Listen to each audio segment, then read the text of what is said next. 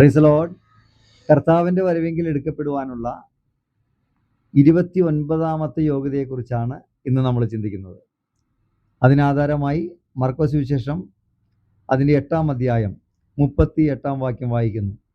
വ്യഭിചാരവും പാപവുമുള്ള ഈ തലമുറയിൽ ആരെങ്കിലും എന്നെയും എൻ്റെ വചനങ്ങളെയും കുറിച്ച് നാണിച്ചാൽ അവനെക്കുറിച്ച് മനുഷ്യപുത്രനും തൻ്റെ പിതാവിൻ്റെ തേജസ്സിൽ വിശുദ്ധന്മാരുമായി വരുമ്പോൾ നാണിക്കും.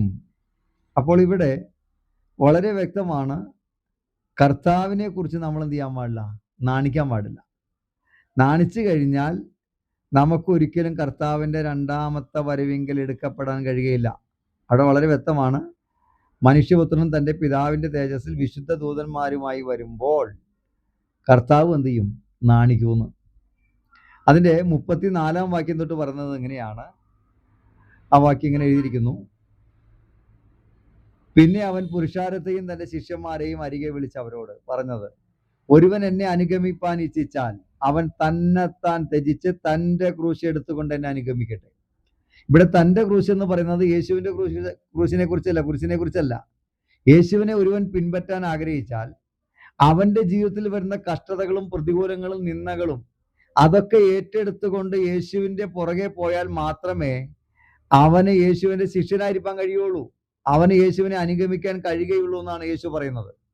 എന്നിട്ട് 35-ാം വാക്യം പറയുന്നു, ആരെങ്കിലും തൻ്റെ ജീവനെ രക്ഷിപ്പാൻ ഇച്ഛിച്ചാൽ അതിനെ കളയും, ആരെങ്കിലും എൻ്റെ സുവിശേഷത്തിൻ്റെയും നിമിത്തം തൻ്റെ ജീവനെ കളഞ്ഞാൽ അതിനെ രക്ഷിക്കും. അപ്പൊ യഥാർത്ഥത്തിൽ നമ്മുടെ ജീവനേക്കാൾ അധികമായി നമ്മൾ യേശുവിനെ സ്നേഹിക്കണം.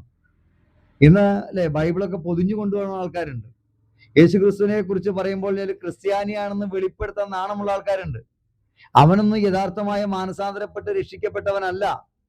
യഥാർത്ഥത്തിൽ കർത്താവിനെ കുറിച്ച് നമ്മൾ പറയുമ്പോൾ നമുക്ക് ലജ്ജ ഉണ്ടാകത്തില്ല, യഥാർത്ഥമായി രക്ഷിക്കപ്പെട്ടവനാണെങ്കിൽ. പിന്നെയും താഴത്തേക്ക് പറയുന്നത് എങ്ങനെയാണ്? ഒരു മനുഷ്യൻ സർവ്വലോകവും നേടുകയും തൻ്റെ ജീവനെ കളയുകയും ചെയ്താൽ അവന് എന്താണ് പ്രയോജനമുള്ളത്?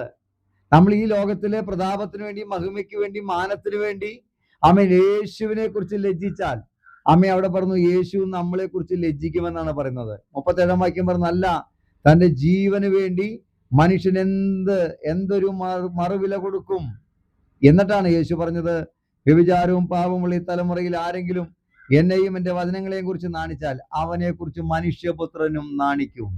കഴിഞ്ഞ ദിവസങ്ങളിൽ ഒരു സഹോദരി എന്നെ വിളിച്ചു, 45 ലക്ഷം രൂപ കടമുണ്ട്, പക്ഷേ പ്രാർത്ഥിക്കണം എന്ന് പറഞ്ഞു. ഞാൻ ചോദിച്ചപ്പോൾ യാക്കോബുകാരിയാണ്, സുവിശേഷം കേട്ടിട്ട് അനുസരിക്കുന്നില്ല, പള്ളിയിൽ പോകാനുള്ള നാണക്കേട്, ഇതൊക്കെ കൊണ്ട് അവർ വചനം അനുസരിക്കാതെ, രക്ഷിക്കപ്പെടാതെ, സ്നാനപ്പെടാതെ ഇരിക്കുക.